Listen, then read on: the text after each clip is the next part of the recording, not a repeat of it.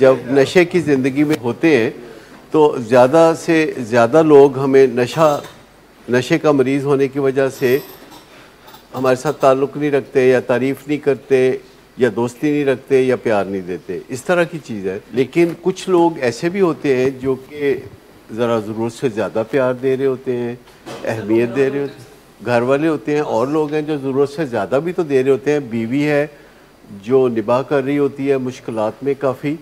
मैंने देखा है बाय एंड लार्ज प्यार करने वालों की तादाद रिडिक्यूल करने वालों से ज़्यादा होती है। मजाक उड़ाने वालों से प्यार करने वालों की तादाद ज़्यादा होती है। लेकिन बीच में कोई कोई आके तो जब कोई बात करता है तो तकलीफ़ तो होती है, ख़ास तौर पर जब बंदा रिकवरी में होता है। तो आपने देखा था उस दिन उस वीडियो में एक लड़का जिसने 10 साल की सोब्राइटी हासिल की और बाद में किसी ऐसी लड़की से वो शादी करना चाह रहा था जिसके 2 बच्चे भी थे, लेकिन उस लड़की के वालिद ने उसको ख़त लिख के मना किया कि तुम इतनी बेवकूफ़ हो, तुम ये काम ना करो। लेकिन ये ऐसा कभी कभी होता है, इसकी वजह से या किसी और झटके की वजह से आप ख़राब ज़िंदगी में मुसलसल रहने का फ़ैसला नहीं कर सकते। बेशुमार लोग हैं जिनको तलख़ तजर्बे भी होते हैं, नशा छोड़ने के बाद झटके भी लगते हैं, और ऐसे लोग भी हैं कि जिनको बड़ी एडवांटेज भी मिलती है। लेकिन ये एक दुनिया की हकीकत है कि नशे की ज़िंदगी में जिस तरह आप कैजुअल्टीज़ की बात कर रहे हैं, हादसात की बात कर रहे हैं, तो हादसात जो मरीज़ के साथ होते हैं और कोलेटरल डैमेज जो दूसरे लोगों के साथ होता है। लेकिन ओवरऑल ये भी बड़ी प्यारी फीलिंग देती है जब लोग बदलते हैं और मैं उनको कुछ 6 महीने बाद या 8 महीने बाद या साल के बाद देखता हूँ, तो एक सडन रश ऑफ ब्लड होता है जिसको आप इंजॉयमेंट कहते हैं। अभी थोड़ी देर पहले भी मेरी मुलाकात हुई एक पेशेंट से जो बड़ा मुश्किल था, और मैंने उसे बोला कि तुम्हें देख के मुझे बहुत खुशी हुई। तो कहते हैं जी जो भी मिल रहा है मुझे यही कह रहा है। सारे साइकोलॉजिस्ट काउंसलर मिल चुके थे, तो कहते जो भी मुझे मिल रहा है वो यही कह रहा है। तो मैंने कहा वो आपको अंदाज़ा नहीं हो सकता, क्योंकि हमारे जहन में वो सारी तस्वीरें वो कायम होती हैं जो कि इलाज के दौरान जिसमें से पेशेंट गुज़रता है, और होपिंग अगेंस्ट होप वाला सिचुएशन होती है कभी, और फिर कामयाबी भी नज़र आती है। तो 6-8 महीने बाद आप सडनली देखते हैं कोई मेडिसिन रिव्यू के लिए आया है या कोई मिलने आया है या कोई बात हुई है, तो बहुत अच्छा लगता है। लेकिन जो इन्जॉयमेंट के बारे में एक तसव्वुर है कि ये कोई करने वाला काम है, तो मैं आपको बताऊं कि ये कोई करने वाला काम नहीं है। ये एक नतीजा है आपके तर्ज़ ज़िंदगी का, जो कि आपको इन्जॉयमेंट मिलेगी या नहीं मिलेगी। ये कोई बाकायदा करने वाला काम नहीं है नियतन कि आप जाके किसी रेस्टोरेंट में खाना खाएंगे तो एंजॉय करेंगे, आइसक्रीम, कॉफ़ी, हैंग आउट, नियतन जाएंगे, शाम को निकलेंगे, दोस्तों के साथ जाके मिलेंगे तो एंजॉय करेंगे। ये जो एफ़र्ट करनी पड़ती है एंजॉयमेंट के लिए, इसकी कोई ज़रूरत नहीं है, और अक्सर ये एफ़र्ट कामयाब भी नहीं होती।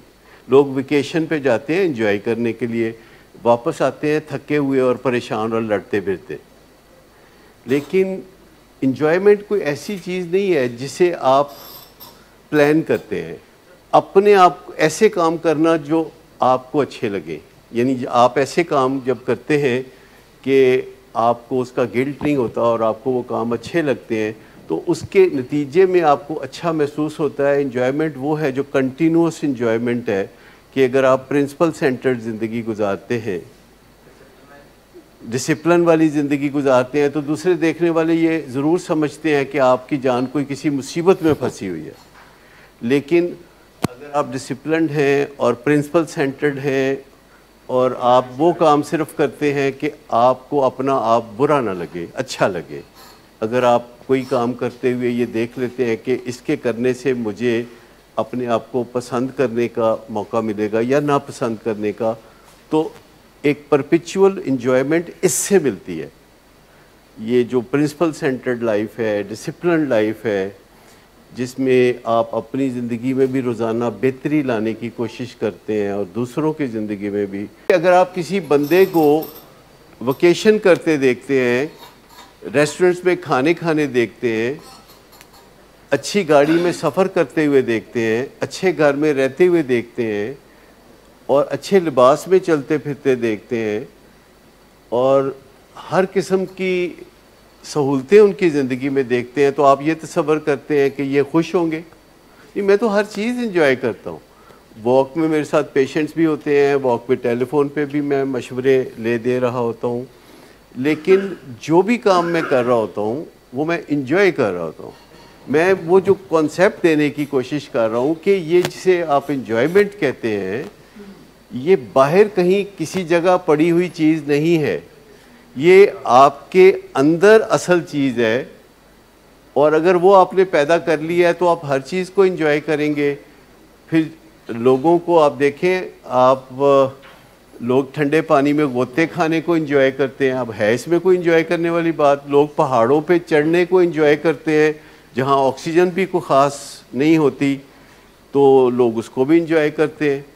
लोग बॉक्सिंग को एंजॉय करते हैं जिसमें मुक्के पड़ते हैं। नहीं, वे ऑफ एंजॉयमेंट नहीं, एक्चुअली किसी के अंदर जितना अपने आप को पसंद करने का एलिमेंट होता है based on what he does, वो क्या काम करता है, जो कि उसके अंदर से उसको आवाज़ आती है कि तुम अच्छे आदमी हो। नहीं, नेचुरली तो थोड़ा बहुत होता है, बाकी तो आपको कल्टीवेट करना पड़ता है एक अच्छी फीलिंग। लेकिन प्रिंसिपली आपको अपने आप को पसंद करने के लिए कोई एफर्ट्स करनी पड़ती हैं, क्योंकि दुनिया तनकीद कर रही होती है, आप भी अपने आप पे कभी कभी तनकीद कर रहे होते हैं और फिर आप कोशिश करते हैं ऐसे काम करने की जिससे दुनिया भी आपको पसंद करे। लेकिन असल चीज़ ये है कि आप ऐसा काम करें कि आप अपने आप को पसंद कर लें। जब आप अपने आप को पसंद कर रहे होते हैं तो आपको किसी भी शख्स से मिलना अच्छा लगता है, कुछ भी खाने को मिल जाए तो वो अच्छा लगता है, और जिस चीज़ को लोग मुश्किल समझते हैं जैसे पहाड़ों पे चढ़ना या दीगर चीज़ें, तो वो भी आपको अच्छी लगने लगती है। लेकिन अगर आप अपने आप को पसंद ही नहीं कर रहे हैं तो फिर दुनिया जहान की सहूलतें मैंने लोगों के पास देखी हैं और वो मुझे बताते हैं बहुत प्राइवेटली कि उन्हें कुछ भी अच्छा नहीं लगता, कुछ भी अच्छा नहीं लगता। ऐसे लोग जिनके पास दुनिया की तमाम आसाइशें और नेमतें होती हैं और किसी तरफ से उनको किसी शय की कमी नहीं होती, और वो बहुत प्राइवेटली मेरे साथ शेयर करते हैं कि उन्हें तो कुछ भी अच्छा नहीं लगता। लेकिन मैंने ऐसे लोग भी देखे हैं जो पसंद करते हैं अपने आप को। इसकी वजह तो बड़ी सिंपल बात है कि आप चूँकि अपने साथ रहते हैं और आपको अपना आप उसी सूरत में अच्छा लगता है जब आप वो काम करते हैं जो आपकी वैल्यूज़ के मुताबिक अच्छा काम है। जब आप वो काम करते हैं तो आपको अपना आप अच्छा नहीं लगता जो आपकी वैल्यूज़ के मुताबिक नहीं है। समझाना मैं ये चाह रहा हूँ कि ये जो एक ख़याल है, एक आम ख्याल है कि जो इन्जॉयमेंट है ये कोई प्लान करने की चीज़ है, ये कोई वक्त निकाल के, कोई एफ़र्ट करके, कहीं जा के कोई एक्टिविटी करने से इन्जॉयमेंट आती है। लेकिन आप उन लोगों से पूछ लीजिए जिनका ये तर्ज़ ज़िंदगी होता है कि जब वो वेकेशन से वापस आते हैं या जब वो रेस्टोरेंट से वापस आते हैं या जब वो हैंग आउट करके वापस आते हैं, जब वो पार्टी करके वापस आते हैं, तो उनको कैसा लगता है। मुझे बताया कि जो लोग भी पार्टी करके आते हैं जब वो घर पहुंचते हैं तो उनका वेलकम कैसा होता है। घर से कैसे वेलकम किया जाता है उनको? डांट से। और घर पहुंचते पहुंचते बंदे को लग रहा होता है ना कि मैं थाने जा रहा हूँ कहीं, यानी घर थाना लगने लगे तो फिर क्या एंजॉयमेंट होनी है। लेकिन अगर आप सिर्फ वही काम करते हैं जो आपको अच्छे लगे, मैंने नहीं कहा कि आपके अब्बा को अच्छे लगे, सिर्फ वही काम जो आपको अच्छे लगते हैं, अगर आप वही काम करते हैं तो आपके अंदर एक चश्मा बहना शुरू हो जाता है जॉय का, और आप छोटी मोटी चीज़ों को भी बहुत इंजॉय करते हैं और आपके दिल में कोई तमन्ना नहीं होती कि मेरे पास वो चीज़ हो या ये चीज़ हो या फ़लाँ चीज़ हो। ये एक अंदर की चीज़ है, जब आप उसे अपने अंदर तलाश कर लेते हैं तो बाहर मारे मारे नहीं फिरते, क्योंकि कोई चीज़ आपको वहीं मिलेगी जहाँ वो है। जब आप बाहर मारे मारे फिरते हैं कि यहाँ मिल जाए या वहाँ मिल जाए या वहाँ मिल जाए, आप एक ही दिन मैंने लोगों को देखा है कि वो घर से निकलते हैं और उनका वापसी का कोई टाइम नहीं होता और वो इस तलाश में होते हैं कि कहीं एंजॉयमेंट हो जाएगी तो वापस आ जाएंगे, और वो रात गए थक हार के मायूस वापस आ जाते हैं बग़ैर एंजॉयमेंट के, और घर में आते हैं तो अब्बा और अम्मा स्वागत करते हैं उनका अपने मखसूस तरीक़ों से। तो ये जो अंदर की एक एंजॉयमेंट है, अगर आप उसको तलाश करना, देखिए कई प्रोग्राम्स हैं, जैसे 7 habits of highly effective people एक प्रोग्राम है जो पिछले तकरीबन 35-36 साल से लोग उससे फ़ायदा उठा रहे हैं, और वो 7 हैबिट्स को अपना के तो उनकी ज़िंदगी में इंजॉयमेंट चलना शुरू हो जाती है। 7 habits of highly effective people का प्रोग्राम जिसने भी अपनाया उसकी ज़िंदगी में मज़े की और लुत्फ़ सुरूर की कभी कमी नहीं होती। फिर ऐसे ही एक प्रोग्राम है जो कि एग्जेक्टिव स्किल्स का प्रोग्राम है, जो टीनेजर्स के लिए अलग है, बड़ों के लिए अलग है, जो कि आप 12 प्रिंसिपल हैं उसमें जिनको आप फॉलो करते हैं तो आपकी ज़िंदगी में इंजॉयमेंट आ जाती है। लेकिन असल चीज़ जो अगर एक कोई नुक्ता है तो वो है कि अगर आप अपनी इज़्ज़त करना सीख लें, और जाहिर बात है अपनी इज़्ज़त आप उसी तरह करेंगे जिस तरह आप दूसरों की इज़्ज़त करते हैं। जिन वजूहात से आप दूसरों की इज़्ज़त करते हैं वही वजूहात हैं जिनसे आप अपनी इज़्ज़त करते हैं।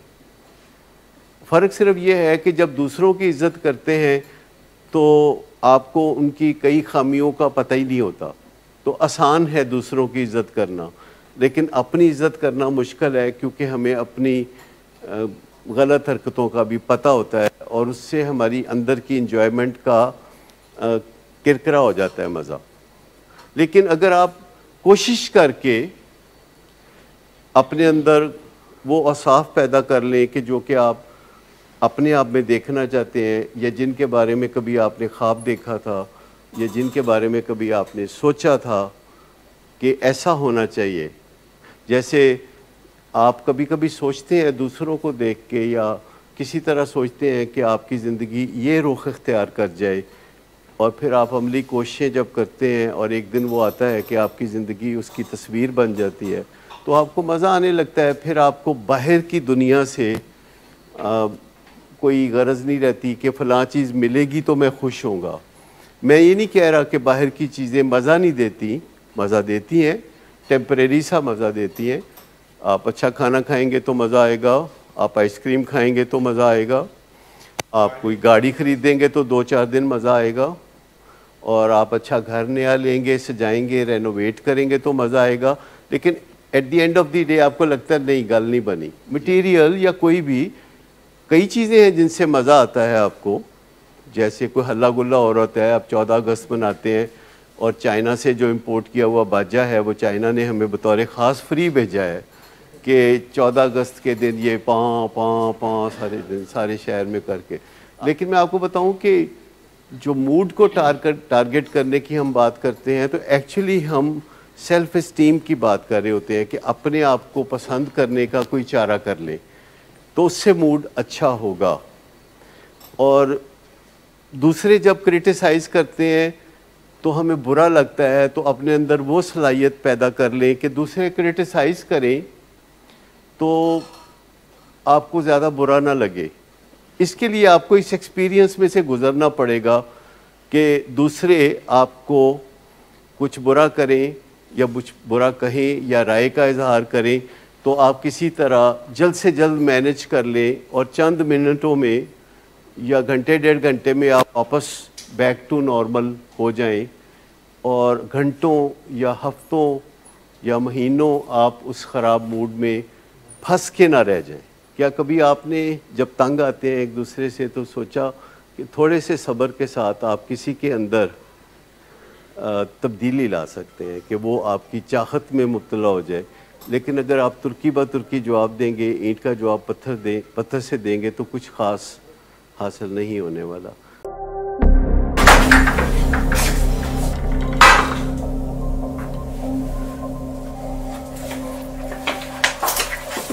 आज फिर पी कर आए हो? नहीं तो इन बच्चों का ही ख्याल कर लो। बंद करो तुम अपनी बकवास। लेकिन तुम अपनी घटिया हरकतों से बाज मत आना। तुम हो ही घटिया इंसान। तुम होती कौन हो मुझे रोकने वाली? तुम्हारे बाप के माल की पीता हूं क्या? शराब नोशी की वजह किरदार की खराबी नहीं, मूड की खराबी है। शराब नोशी कभी भी नशे की बीमारी में बदल सकती है। नशे की बीमारी हर स्टेज पर काबिले इलाज है। मदद हासिल कीजिए, क्योंकि वो ऐसा नहीं करेगा। विलिंग वेज से मदद हासिल कीजिए, कहीं से भी मदद हासिल कीजिए, लेकिन फौरी मदद हासिल कीजिए। जिस मुआवजे के इंतजार में आपने बहुत देर कर दी, अब वो दस्तक दे रहा है। मदद हासिल कीजिए, मदद हासिल कीजिए, मदद हासिल कीजिए।